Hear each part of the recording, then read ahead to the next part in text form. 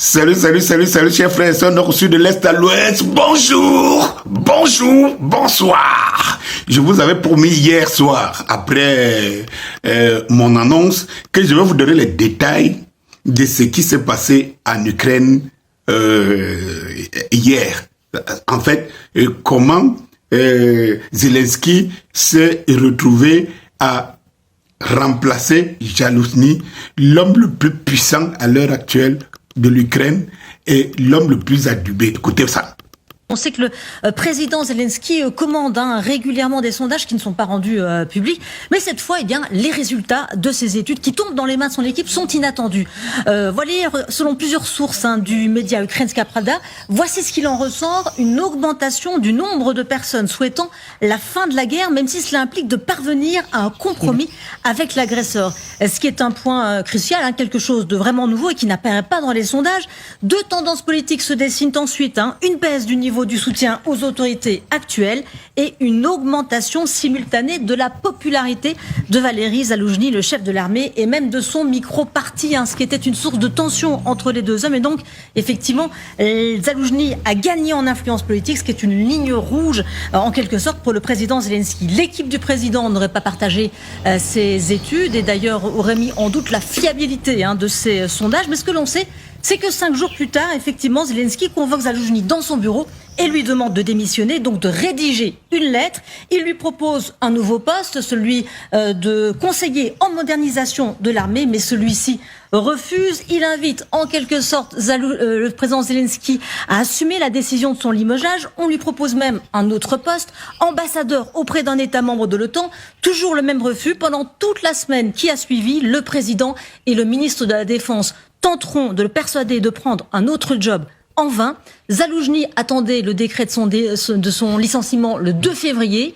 Il n'est jamais tombé, mais ce qu'on apprend aussi par Ukrainska Pravda, c'est que le SSU, le service de sécurité ukrainien, avait dit à ses membres de se préparer à d'éventuelles émeutes dans la ville de Kiev ce même jour. Alors, regardez très bien ici ce qui est en train d'arriver. Dites-moi où est le problème si Zelensky renvoie, en tant que président, renvoie le chef d'état-major des armées. Il faut se rappeler ici au moins 3 choses. C'est que vous voyez le cours de la chose, ça veut dire le chef d'état-major n'a pas voulu être renvoyé comme un malpropre et a laissé la décision, la possibilité à lui-même Zelensky de se prononcer. Parce que en fait, tout voulait passer comme si c'est lui qui a démissionné. Alors ça n'aurait pas le même sens. Alors on l'a débarqué. Mais qui est Zalouzhny? Je ne vais pas entrer dans ce qu'il a fait comme exploit, parce qu'exploit, il n'y en a pas de toutes les façons. À partir du moment où vous êtes dans une guerre et que vous la perdez, et qu'on est dans vos territoires, et que de plus en plus vous subissez, cela veut dire que, en fait, il n'y a que les Occidentaux dans leur propagande qui peuvent dire que quelqu'un a eu l'espoir dans la défaite. Voilà. Mais sauf que Zalouzhny, entre-temps, a gagné en popularité. 72% d'Ukrainiens plébiscitent Zalouzhny, alors que 35% d'Ukrainiens croient encore à Zelensky. Cela veut dire que plus du double, vous devez comprendre. Au même moment, la Russie attaque, Avdiivka va tomber. Et il n'y a pas seulement Avdiivka. Vous pouvez imaginer quelque chose. Et donc, Zelensky se trouve de plus en plus mal. Et ça, je l'avais prédit, je l'avais dit, je l'avais théorisé depuis plus d'un an aujourd'hui, où je disais, il sera lâché. Les Américains sont des pragmatiques. Lorsqu'ils se rendent compte, à un moment donné, que dans l'histoire qui vous amène, les Américains ne se lèvent jamais seuls pour aller. Ils cherchent toujours un bouc émissaire, un canard boiteux qu'ils mettent dedans, qui pilote pour atteindre leurs objectifs devant.